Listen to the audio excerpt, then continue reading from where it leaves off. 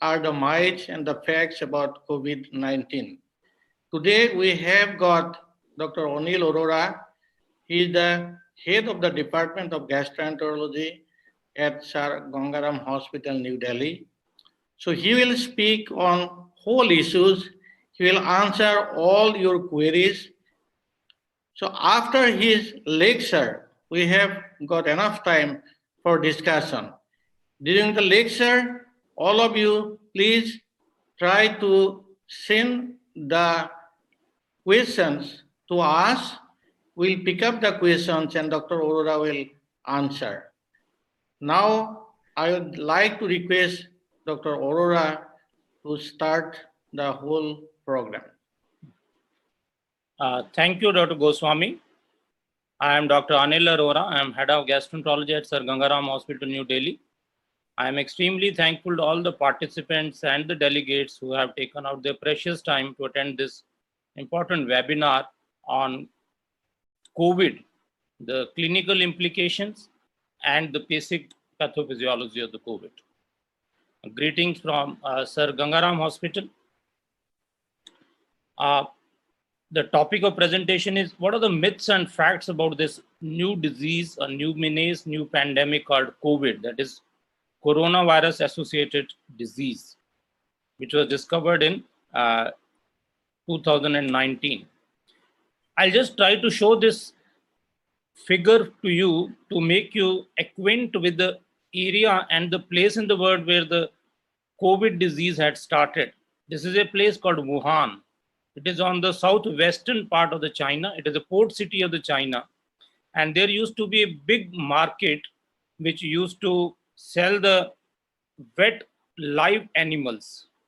So there was a good amount of intermixing of the various species of the viruses, which included dogs, cats, rabbits, and bats, etc. So whenever there is a mixing of the animals, I'm sure you will understand that there will be a mixing of their secretions, their blood, their feathery component, their excreta, etc. And there are different type of viruses which are known to be present in the human beings as well as the animals. There is a general law of the nature that the viruses which tend to remain in the animals will remain in the animals, and they do not try to jump the species from the animals to human beings and vice versa.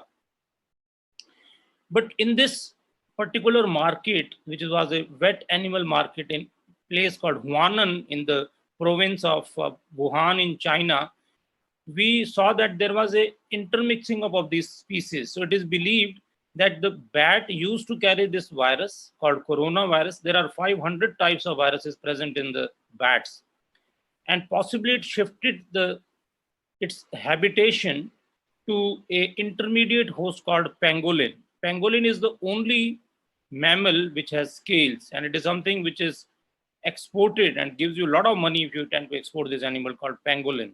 It is the only scaled mammal. And whenever the virus jumps from one species to another, that is from bats to pangolin and from pangolin to human beings, it always increases its virulence. So that is possibly what has happened, that the virus has come out of the animal kingdom into the human beings, presenting with this new disease called coronavirus.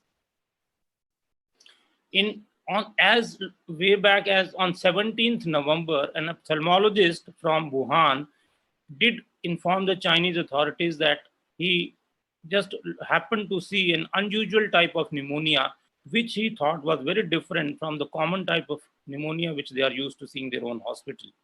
But his advice was ignored, and unfortunately the same ophthalmologist did suffer from coronavirus disease and finally died. On 1st December of 2019, the Chinese authority did take notice of the fact that number of atypical patients with extensive pneumonia were coming into being, for which they had no answers. Over the next 1 month, they did make a good research, they did good scientific work and came out with this concept of new coronavirus or novel coronavirus, which was a definite etiological agent of this atypical pneumonia, which was rapidly spreading into the China. Subsequently, these people who had infection or possibly in the pre-symptomatic phase, as they started migrating out of the China into neighboring countries like like Hong Kong, Taiwan, Vietnam, and South Korea, Japan. So more and more cases were reported all over the world. In fact, on 30th January, there were so many cases which were reported that WHO was forced to declare this an unusual infection, which was till now called as a novel coronavirus infection, as a public health emergency of international concern. On 11th of February, the International Committee on Taxonomy of the Viruses in WHO, they tried to name this virus as systemic acute respiratory syndrome coronavirus 2, that is CoV-2. This is the new virus which was designated rather than nCoV or the novel coronavirus which China had called.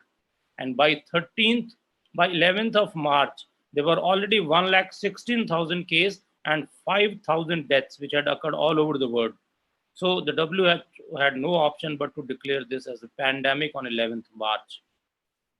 And after it was declared pandemic, all of us are having this big explosion of large number of cases all across the world. So what is this virus? This virus is basically a single-stranded RNA virus, which is covered by this protein called nucleocapsid protein.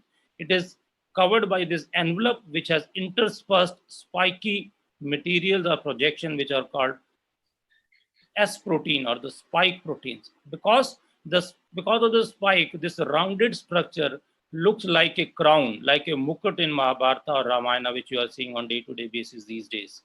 So because of the look-alike structure like that of a crown, this was named as a coronavirus way back in 1968. This was the structure of the nucleic acid of the RNA, and this is the genetic material of the HCV RNA, that is coronavirus, and it resembles, the closest it resembles is to the bat coronavirus rather than the other viruses which are known to the human beings like CoV-2 or MERS-2.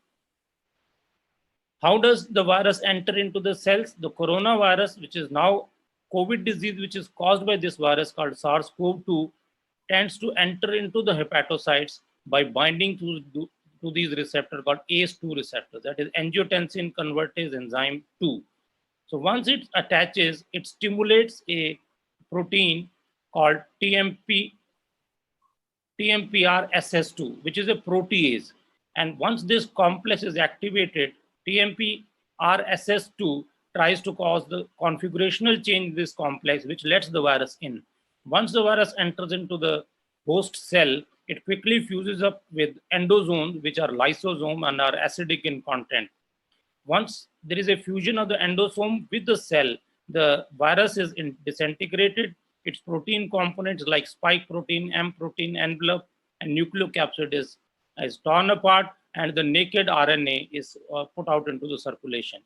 Once you have a positive stranded RNA, it quickly multiplies and it's translated and produces a number of the viral proteins. Some of the proteins do help in the replication of the virus so that more and more protein is made, and other proteins are directly translated to the various components of the virus. So once the replicative complex produces increasing number of the complete particles, so there is an extrusion of the virus out into the human body. So that is how the virus multiplies within the body. And look at the way the virus has spread over the time. This is that about 5 hours from now, we already have 20,90,000 cases of coronavirus as of about 5 hours from now.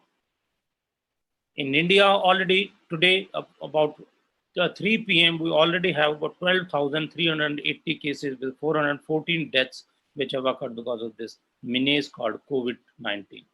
How does the virus spread? There are 3 basic ways by which it spreads. You have aerosol infection. That means once you cough out the particle infected material from the secretions of the lung and the oro and nasopharynx, they tend to travel up into the air and cause infection. You can have a droplet infection, which by default is larger particle, which cannot fly along with the dust particle and tend to settle down onto the surfaces quickly. And there is some also evidence to suggest that there may be a fecal-oral transmission. Somehow the maternal to child transmission has still not been documented even today. So what is the infectivity of these materials? In fact, only today there was an article in New England Journal of Medicine which clearly stated that not only the disease is spread by the droplet, that means if you are within the 1 meter spread of the droplets are heavy particles which contain the infected material, which tend to drop down with passage of time because of the weight. As aerosols are less than 0.5 micron in diameter, they tend to get suspended in the air and then can infect people at a distance which is more than 1 meter in 1 meter in dimension. So there are two types of infection. One is the sneezing or a droplet infection, and second is the airborne infection. And the recent publication in New England Journal of Medicine has shown that up to 6 hours, these aerosols may still have a positive live virus, and droplet can remain and contain a positive virion for as long as 12 to 14 hours or up to 72 hours, especially if they tend to drop on metallic surfaces and the plastic handles. So the disease of the COVID virus can be defined in 3 categories. Stage 1 is these are the people who have traveled to the virus hit foreign countries and have come back to India. Stage 2 is these are those cases who have come in contact with the patients who have a travel history. So stage 1 is those who have traveled abroad. Stage 2 is those who have a contact with the people who have traveled outside. Stage 3 is something where you have not come in contact with patients who have traveled abroad and you have not traveled abroad. So this is a very dangerous stage. Possibly countries like US, Italy, Spain, France, and Germany have already entered into stage 3. We are possibly trying to be in between the 2 stages, and let us hope our government, whatever efforts we are making, we should help our government to maintain and contain ourselves within the stage 2. Stage 4 is a catastrophe. There is a huge degree of mortality and morbidity. The Imperial College London has given a figure of something called R0. This is a new concept which tells us that a particular infected individual is able to infect how many more individuals. And R0 means one person will not affect anybody. R1 means one person will infect one person. And R3.5 would mean one single person would infect about 3.5 more people. Now, this is in comparison to the H1N1 or the swine flu epidemic, which we saw a few years ago, or Ebola virus episode, which was reported from South African countries recently. Incubation period of the disease is to the tune of about, on an average, 4 to 5 days, but there are outliers. There may be people who can get infected within 2 days, or there will be people who can get infected up to 21 days. That was precisely the reason why our Prime Minister had to call for a lockdown in the beginning of around 3 weeks in an effort to contain the virus and maintain our country within the stage 2 of the disease. Fortunately for us, majority of the patients are in the mild type of severity of the disease. 14% do have severe disease requiring hospitalization, of which 5% will require ventilator, and the mortality rate can vary anywhere from 3 to 10% depending on which part of the country you are living in.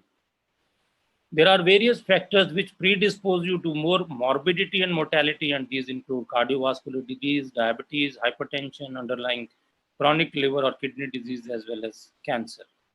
The symptoms of the disease are very typical, primarily in the form of fever, cough, dyspnea, and the myalgias. In fact, the major important symptom of coronavirus infection, that is COVID-2, is the presence of the fever and dry cough with dyspnea. Dyspnea tends to occur at a time when you have more involvement of the lung.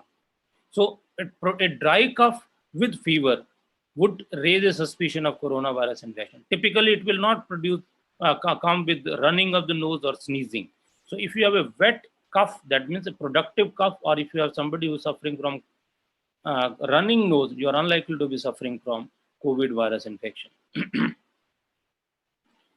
There are 2 more symptoms which are important for us to understand when we talk of symptomatology of the COVID, and that is the patients who have significant loss of appetite and loss of smell and loss of taste. So this is a recent concept that if somebody has a altered taste or altered smell perception, that is anosmia and dysgeusia, these are the patients who are likely to have COVID infection.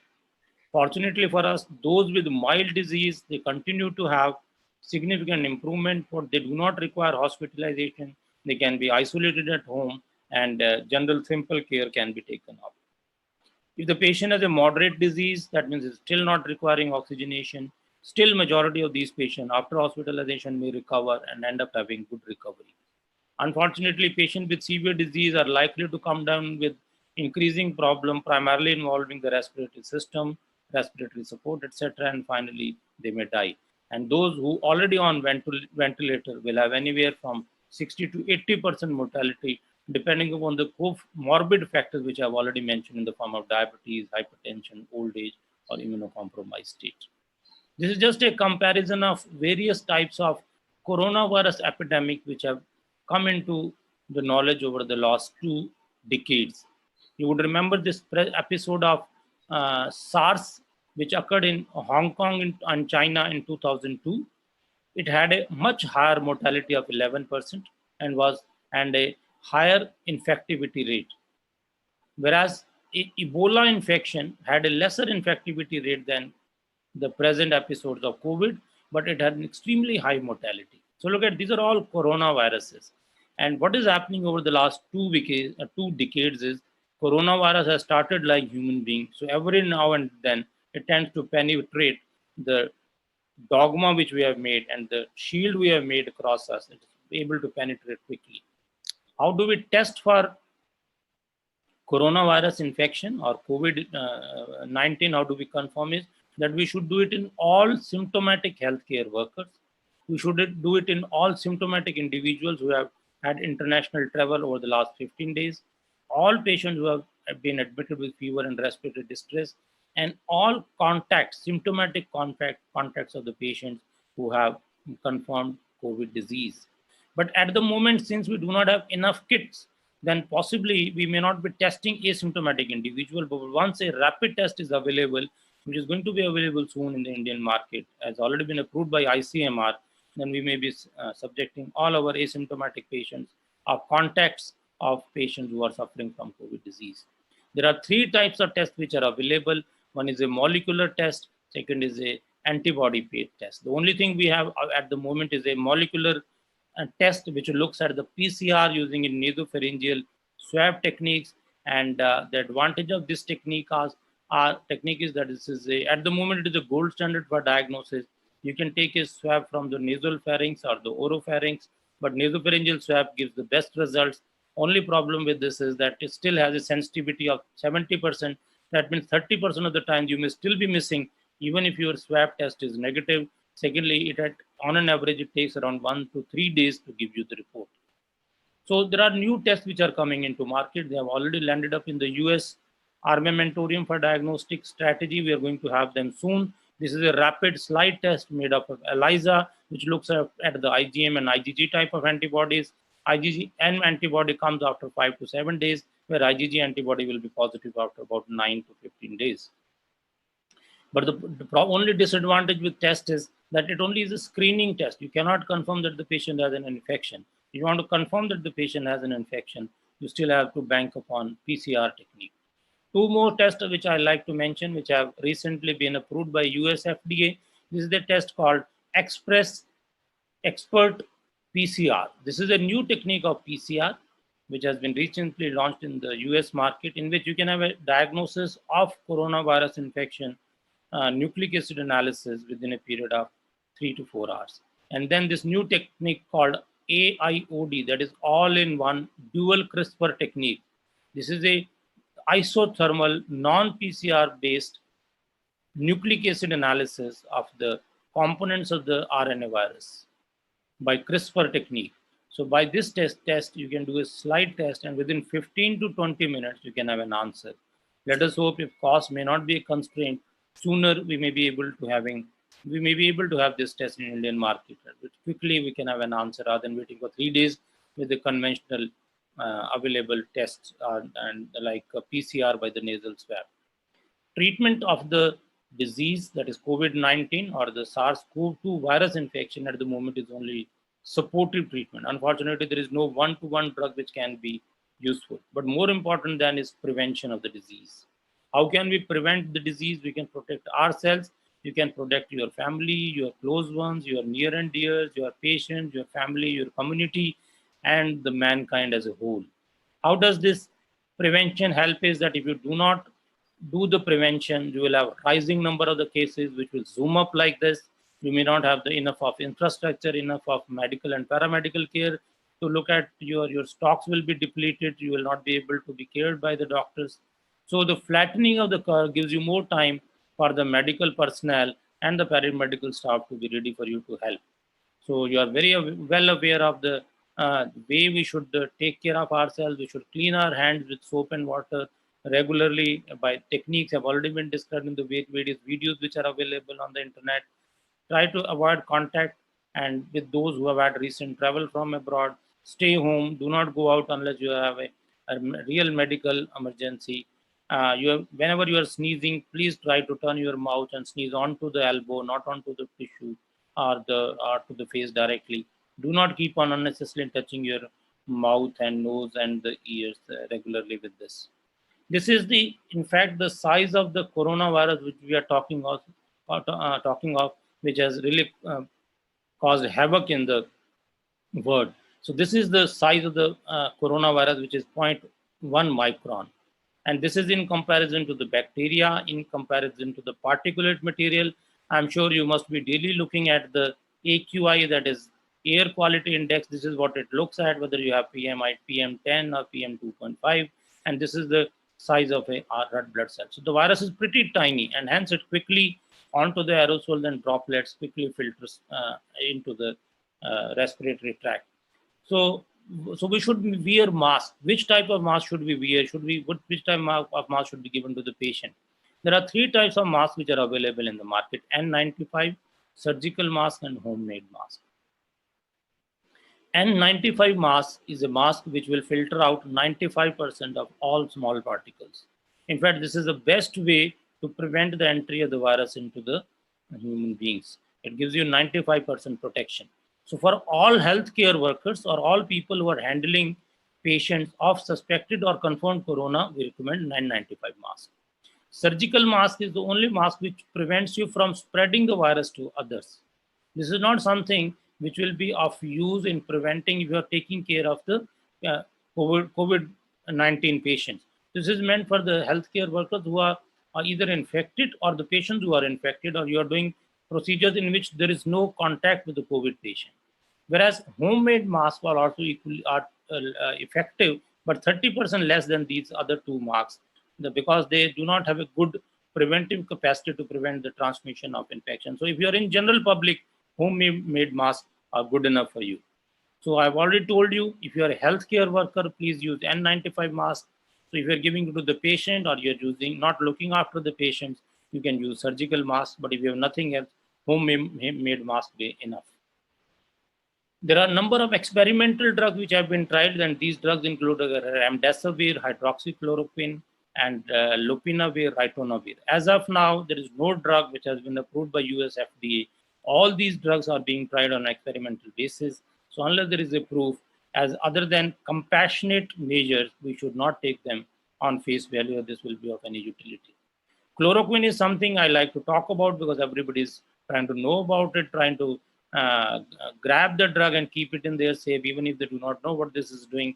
This is a drug, as I have shown you, as the virus enters into the cell, it fuses with the endosomes. The endosomes are basically acidic in nature, and chloroquine by default is a weak base. So once it enters the cell, it neutralizes the acidity of the lysosomes. So once lysosomes have been neutralized, they are not able to break. Prevents the dissolution of the virus into the various components. So virus doesn't get disintegrated, and because of the changes in the pH, it acts at multiple level to prevent the viral replication. So on face value, it looks a very good drug because it prevents the replication of the virus. Another advantage of this drug is that this is a drug which decreases the release of TNF alpha from the activated macrophages. And once the TNF alpha or pro-inflammatory cytokine is released, it only activates the monocyte, and it also leads to increased expression of leukocyte adhesion molecules, which lead to increased diabetes of the neutrophils, which are the chief mongers for the perpetuation of inflammation. So it is a dual onset of action. It has an anti-inflammatory action as well as the antiviral drug. So theoretically, it has good basis. But still, ICMR has advised it only should be taken by asymptomatic healthcare workers who have come in contact with the suspected or confirmed cases of COVID virus infection, or asymptomatic household contact of confirmed cases. That means either if you have a family member who is suffering from COVID or suspected to have COVID, or if you are a paramedical or medical personnel looking after the patient. These are the only two subgroup of the patient. We should take this drug called chloroquine in the doses recommended. Recently, there was today an article in Delhi. One of the hospitals in Delhi have used this procedure called therapeutic plasma exchange. Once there is an infection which has been occurring because of the COVID-2 in the lungs, patients do die of severe acute respiratory distress syndrome. That is because the infection triggers a cytokine storm. It causes inflammation, it causes endothelial activation, and it is a procoagulant state. So if you are able to change this milieu by changing the plasma or giving neutralizing antibody from a convalescent sera, you can do some limitation of damage. So there is a recent publication in JAMA which has shown that in subgroup of the patient, which we can discuss in the time of discussion, so it significantly decreases the mortality if you give convalescent plasma and plasma exchange. Then I'll like to clarify some of the myths and try to ascertain some of the facts. The myths are in coronavirus patients, should the asthmatics change their medication? The answer is no. In coronavirus infection, please try to see that you take your full dose, because unfortunately, if you have an acute attack of asthma requiring hospitalization, you may end up in problem. BCG vaccination as of today has no role in prevention of coronavirus infection. Do ACs spread the infection? Answer is, if you have a window AC in your own room without any exposure to COVID infection, it will not do a problem. But if you have a central AC with high-rise building in which a lot of people share the building and lifts use the same AC, then if one of the contact is suffering from coronavirus infection, you are likely to have problem. Those with allergic rhinitis do not need to change their medication. Even intranasal spray for their type of problem is not an issue. What about GI symptoms and the transmission of the infection through the fecal-oral route? In fact, it has been shown even if the virus has got cleared from the respiratory tract by becoming negative with nasopharyngeal swab, the virus may be shedding in the stool for another 3 to 4 weeks. Humidity, does it affect? It is known that the virus, the best time for for human beings to live without virus is a humidity of 40 to 60%. So if you have a humidity which is more than 80% or humidity which is less than 20%, it is both conducive for the growth of the virus. Does the temperature change the outcome of spread? We are having a wishful thinking that with approach of the summer, like temperature in Delhi is going to shoot up to around 43 degrees centigrade. That is the news from the meteorological department, that we are going to have summer soon. So possibly that will help, because higher temperature does give a significant suppression of the virus. Do we need to get rid of the pets? The answer is no. There is no data to show that pets, like common pets like dogs and cats, do spread the infection. But if you are suffering from coronavirus infection, please keep the dogs isolated from you. Or other hand, if you have a dog or cat who is suffering from fever, please isolate yourself. You never know if you can transmit one from another. Can we eat vegetarian? Yes, so far as it is well cooked, so far as there is no mixing of the animals, eating non-vegetarian food is not a problem. For endoscopies, there are guidelines which endoscopic procedures are safe. Those who are interested in knowing can certainly write to me. We can send them the guidelines. Pregnancy, as of now, there have been around 83 reported cases from US. Only 2 ladies have been found to be positive for intrauterine transmission, but the data is very small and we do not know whether infection has occurred at birth or during conception. Is there any immunity to COVID-19? As of now, there is no data to suggest there will be immunity. Are we likely to have a vaccine? Any vaccine, for it to come into force, takes at least about 8 to 12 months. So even if there are 17 companies in the world which have started the production of this vaccine, but it will take us at least another 8 to 12 months before we can have a substantial hand in taking vaccine on mass scale basis. What is the future of COVID? What we need is a rapid testing. You see, if one of us is suffering from COVID virus infection, and if we want to know today whether we have got it or not, anxiety will kill us if we get an answer in 2 to 3 days. So a rapid test, like something which I've told you already, all in one dual CRISPR technique or expert express gene test, which estimates PCR in 3 to 5 hours. That is the need of the R. Cost is an issue, but maybe it will come into the market soon. Vaccination will take time. Oral nucleoside drugs are still experimented upon. But I think my carry-home message today is that don't we think that we should go back to this Gandhian days? What we are doing and why do we have these animal viruses which are popping into the human circulation every time? We have been deforesting our lands. We should avoid that. We do not respect the nature. We think as family and friends are not needed. What you need is in WhatsApp, laptop, and emails and Facebook and Twitter. You don't need families and other stuff.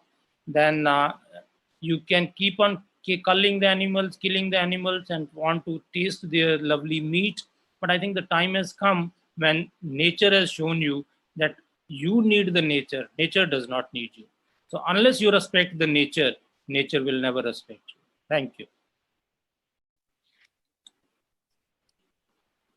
Thank you, Dr. Aurora, for your very brief but very interesting explanation of most of the things what we should know.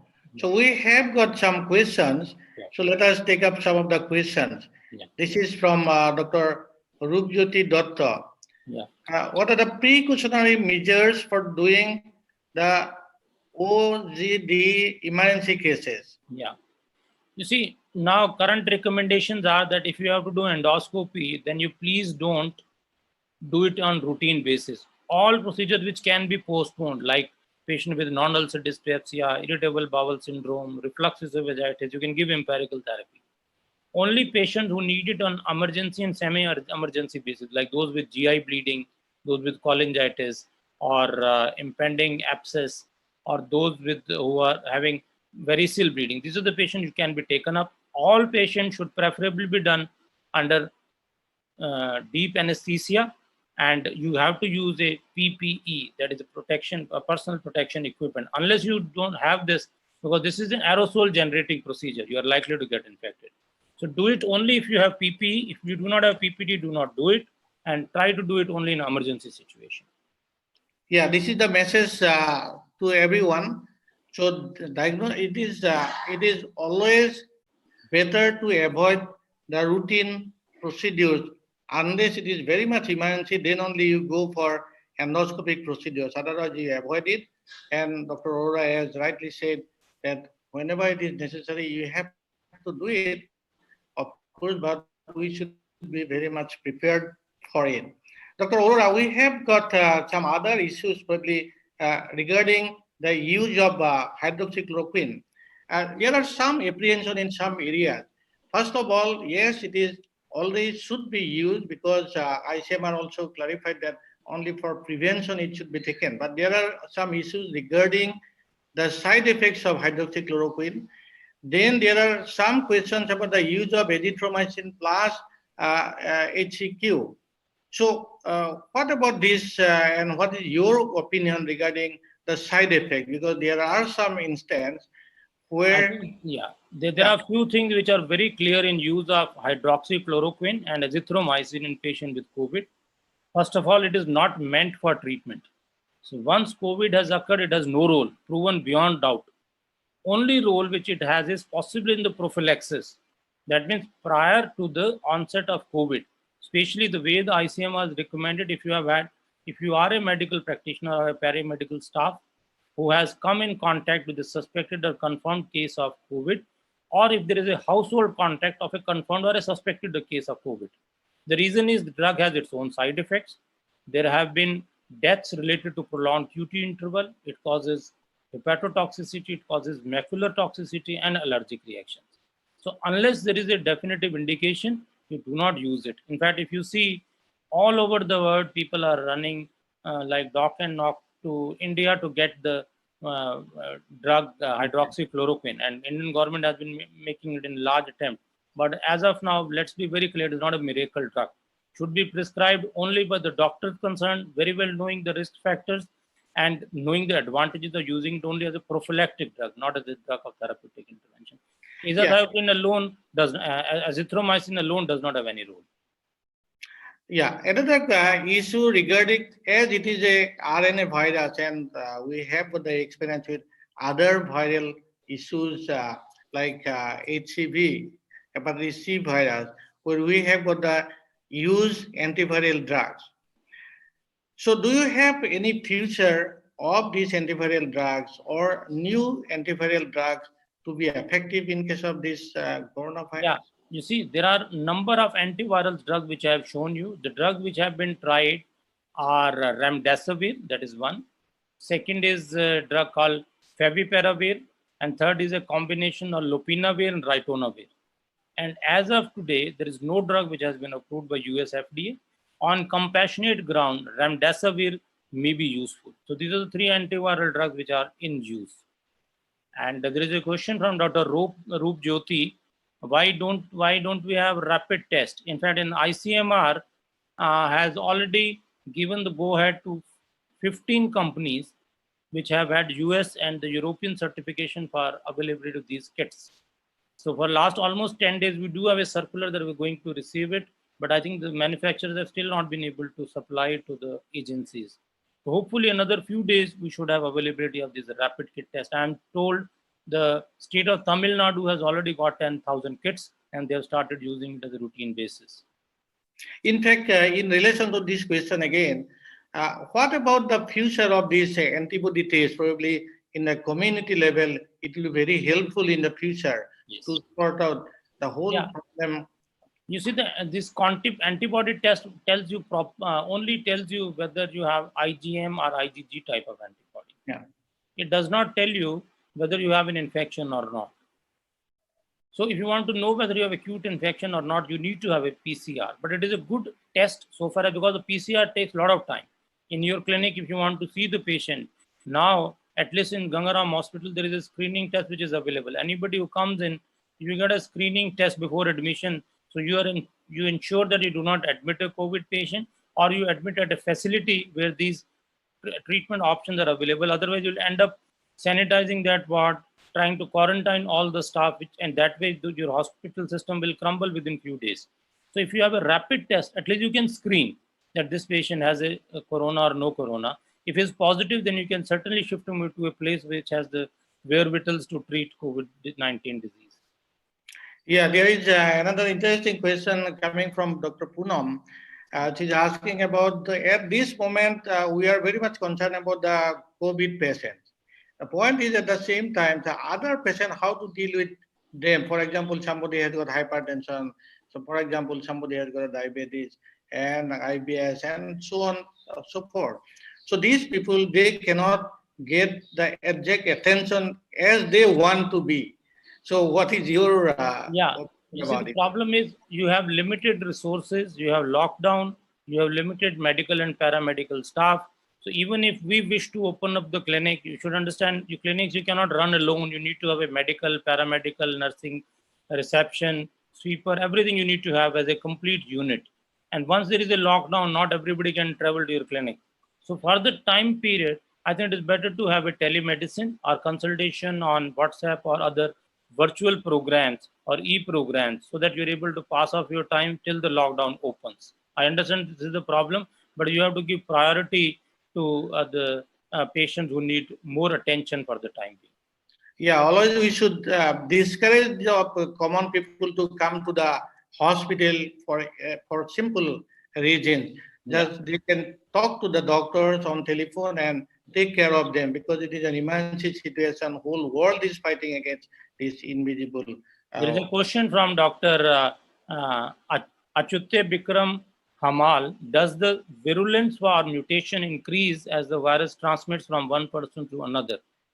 Answer is virulence does not increase. It increases only if you shift the species from one species to another, like from mammals to birds, from birds to mammals, and from mammals to human beings. Then the virulence increases.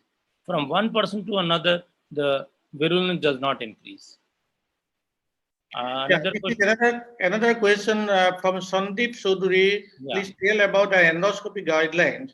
I think already Dr. Arora has mentioned about the endoscopy guidelines. I mean, what we should do, but the detailed guidelines is already laid down by the Indian Society of GI Endoscopy. You can go through it, all details has been given. Simple thing, as long as the whole problem is there, acute problem, so avoid the routine endoscopy procedures. You go ahead only when it is really necessary. That is the principle. And you can go to the internet and see the guidelines from Indian Society of GI Endoscopy.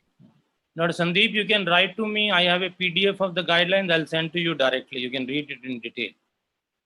Yeah. There is another question about how much this PPE will be effective in the ICU. You see, at the moment, if you problem with PPEs that still people do not know, there is a technique called dunning and duffing of the PPE. That means you should know how to put on the PPE and how to remove it. That is an extremely tedious technique. Everything has to be followed. So if you do not follow the correct procedure, then you are likely to get infected in spite of PPE. But once PPE is there, the chances of protection are extremely high. The only thing is you have to follow. There is a technique given as to how to wear this PPE, that is personal protection equipment, and how to remove it. Both are important. So you should study the manual before start using this. Then another question coming from Dr. Nora. What is the risk factor of a doctor working in the COVID ICU? Comorbid factors like hypertension, diabetes, non-medications, and so on. Yeah, you see, now currently it is said that anybody who is more than 60 years, preferably if you do not go to the ICUs and let the junior staff settle the issues, that is better. That is in fact what most of the doctors are doing. Yeah. But in case you have no other options, the more the number of risk factors you have, like diabetes, hypertension, dyslipidemia, chronic liver disease, the more chances are that you will come back with some complication related to the COVID-19. So that is the reason that if you have comorbidities and your age is more than 60 years, try to avoid going into the area which is specifically meant for the COVID patient. So another question, sometimes it happens, suppose the doctor is seeing a patient, but immediately for respiratory or GI symptoms, what you have mentioned, that it is not very much suggestive of that. So how to know, to think of that this patient may be, or suspect that he may be a case of your COVID case? Yeah, you see the problem now, that is exactly Dr. Goswami, as you had been rightly saying, that the biggest advantage of the rapid test will be screening. In fact, the major difference between the SARS-CoV infection, which got quickly controlled with only 8,000 total infections in the world and about 680 deaths versus 21 lakh cases now, is that there are asymptomatic and pre-symptomatic phases which can only be picked up. So there is no way, if the patient has no symptom, how would you, and patient may lie that he has not traveled abroad, what can you do? The only way to be sure is, it is like when you want to do an endoscopy, colonoscopy of an individual, you always look for HbSAg, HCV, HIV as mandatory requirement. Similarly, anybody who comes to clinic, if you have a rapid test, so even if you're asymptomatic, just do a finger test so that you know what is happening. That is the only way. Yeah, sometimes it happens that some patients with COVID, they may not present anything about the respiratory issues. They may present as GI issues even. Yeah. So that will be a problem for everybody to work out that it is a case of suspect. There's a question from Dr. Fazal Kareem. Can we use double homemade mask for prevention of transmission? See, if you are not a paramedical personnel, if you are not going out in the meeting, if you are just staying at home and going to the market, then double homemade glove mask is good enough. It is N95 is meant for healthcare workers, and surgical mask is meant for non-COVID doctors as well as for the patients. For an ordinary person who is not being exposed to any of these, even a homemade mask is good enough. So another question, Dr. Arora, regarding the chance of infection in healthcare personnel. How much it is? We have got any data on that comparing to the other population? Can you repeat your question? Yeah. So, what is the chance of having the virus in the healthcare personnel if you compare with the general population? Yeah, you see, certainly the risk of personal contact to a medical person is much more than an average person, because this is the person who has been daily seeing patients who are coming to the hospital. You must understand that only sick patients will come to the hospital. As I said, that if in general public 80% of the patients are mild, it may just pass off as a common cold. You take a tablet of Combiflam, take Cetazine, it will settle down. Even if you have corona, you will never come to know, because you don't go to a doctor. So those who go to a doctor have a moderately severe disease. And the reason they have a severe disease is possibly they have a high viral load. So the higher the viral load, the more likely they are to put it into the aerosols and the droplets. Since doctors are the first contact of the patient, obviously they are at much more risk of developing infection, and hence you need N95 or surgical mask, especially if you are handling patients who are coming to you with respiratory illnesses. Yeah, at the same time, they have got the chance that the patient can transmit the virus even 2-3 days before their even symptomatic one. So that's why always we are in a bigger risk. Then another question about the IBD patients. For example, our IBD patients, they are on some sort of immunosuppressive therapy, some of the patients. Yeah. So how to deal with these patients if they have got this viral infection? Yeah, you see, IBD patient. IBD patients, current recommendations are, depending upon the degree of immunosuppression, you will have to tailor the therapy. First of all, by default, anybody is on immunosuppressive therapy, you are more likely to come back with complications of COVID in case you develop it. Okay, so you have to take extra precautions. You have to use masks, try to avoid going to crowded places. Do not go to the hospital unless it is urgently needed. If you are on more than one immunosuppression, try to taper the dose and try to shift on to only one immunosuppression if possible. But that risk has to be weighed against a balance of increasing the relapse rate. If you think from your past experience, by decreasing the dose of immunosuppression, you are likely to aggravate the disease, hold on to the same immunosuppression, go on more to the uh, uh, care, personal hygiene, and social distancing. That is more useful. But if you can switch to a drug of lower potency, or if you can switch on to from 2 to 1 immunosuppressive drug, so that is a better recommendation. There is one question from Dr. EC. Yeah. There are some reports of some patient testing positive after being declared negative initially. Yes. What may be the reasons about it? Yeah, the reason could be, the first test. After all, if you see how the nasopharyngeal swab is collected, you see, if you see the WHO guideline and CDC guideline, it is not an easy test to do. You need to have a swab. You need to have a longish stick with a cotton attached at the tip, and that goes along the nasal septum at the base of the nose, and it has to go deep into the throat till the resistance is felt. That means you have reached the nasopharynx. And at that time, patient is very likely to sneeze and cough. Even the healthcare people who are collecting these samples are likely to get exposed, because the maximum concentration of the virus lies in the nasopharynx and oropharynx. And only if you have done a good job and put it back into the collecting vial, which has a viral media, and transport it on time, still there is a 70% sensitivity. If you do everything correctly, that means 30% of the time you will be missing it because of the low viral load or because of the faulty collection. So you should understand, one negative test does not rule it out. If there is suspicion, isolate the patient, treat it as COVID positive, and then repeat the sample after 48 hours. There is another concern. The question is coming from Poonam again regarding the sanitization of fruits, vegetable, or surface areas. Yeah. So, what is your opinion? Yeah, you see, the biggest, and it's very important that most of the time now we have e-trading, which is available in Delhi. You don't need to go and fetch out the food from the markets, from the stores, and all these multiple these stores, big stores and big bazaars are closed. In fact, there was one news item in Delhi today that there have been 17 families which have been quarantined in South Delhi because they got a pizza from one of the delivery boys who was suffering from COVID-19. 17 families have been quarantined. even though all precautions were taken, because the virus may remain on fomites.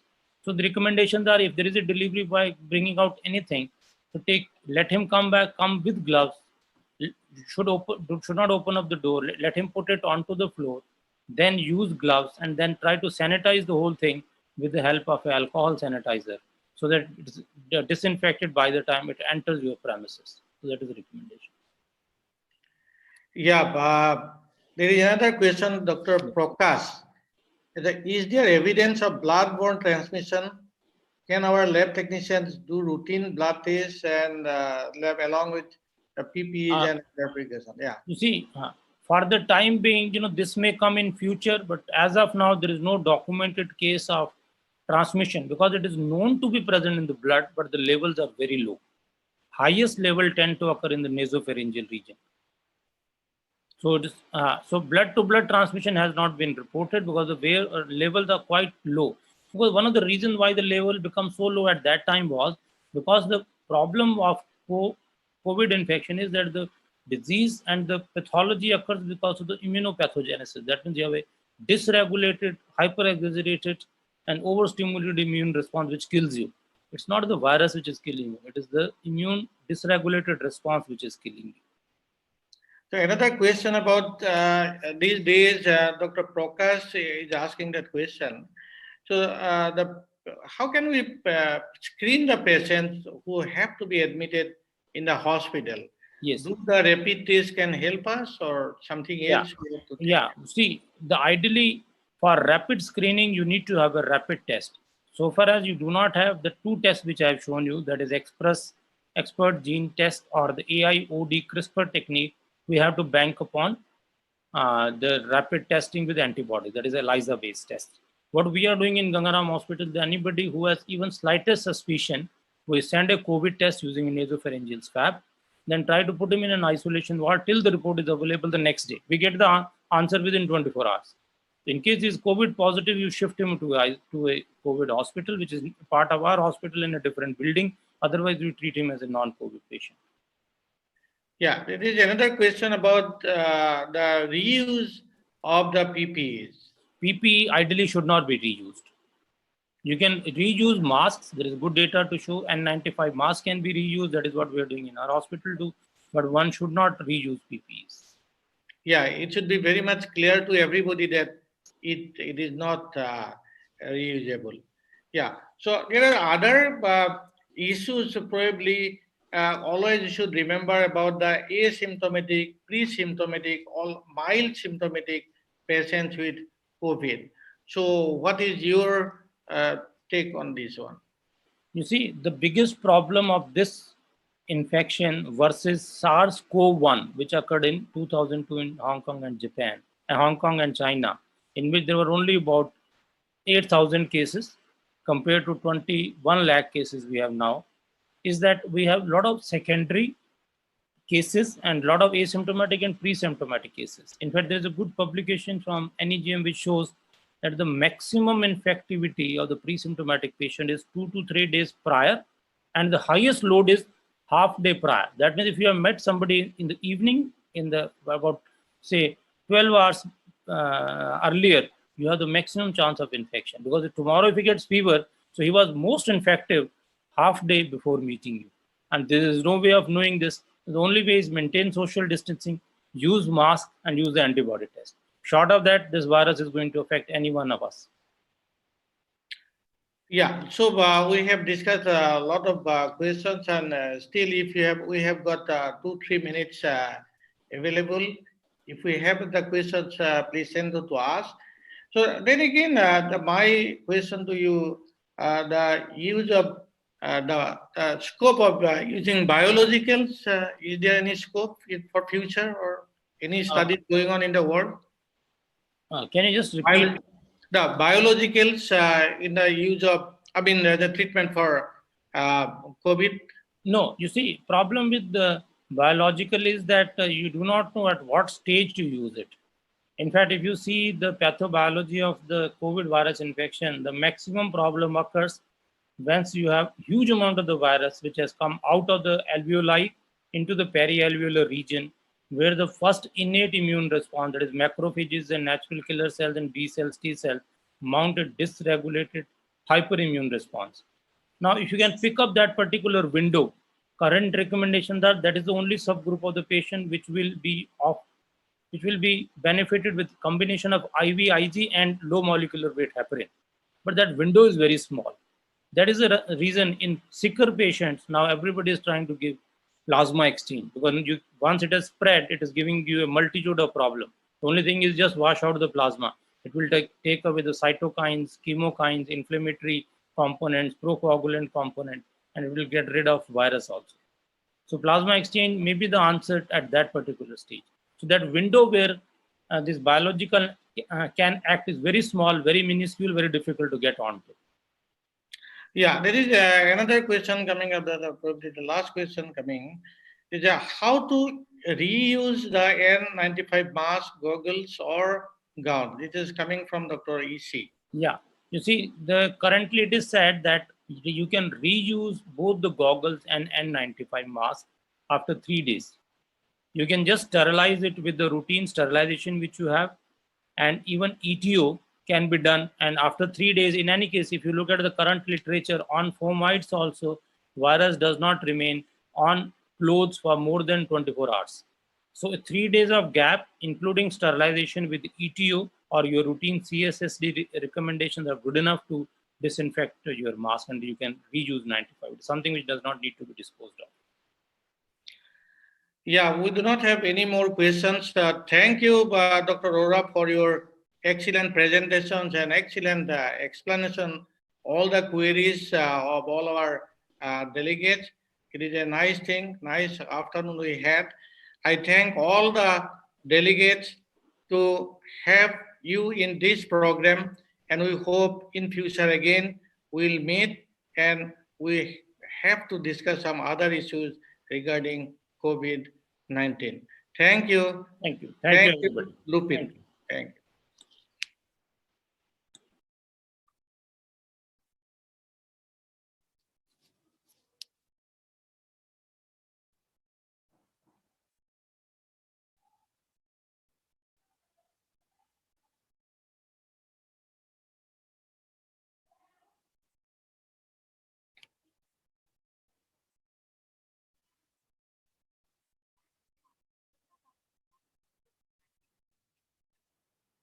হ্যাঁ সঞ্জীব ভালো আছে না discussion হ্যাঁ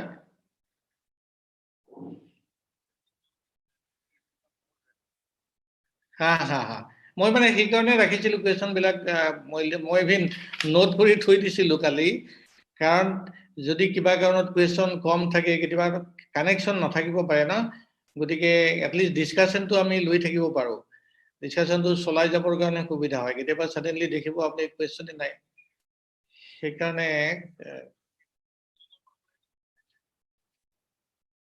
আচ্ছা জুমটো কেনেকে leave meeting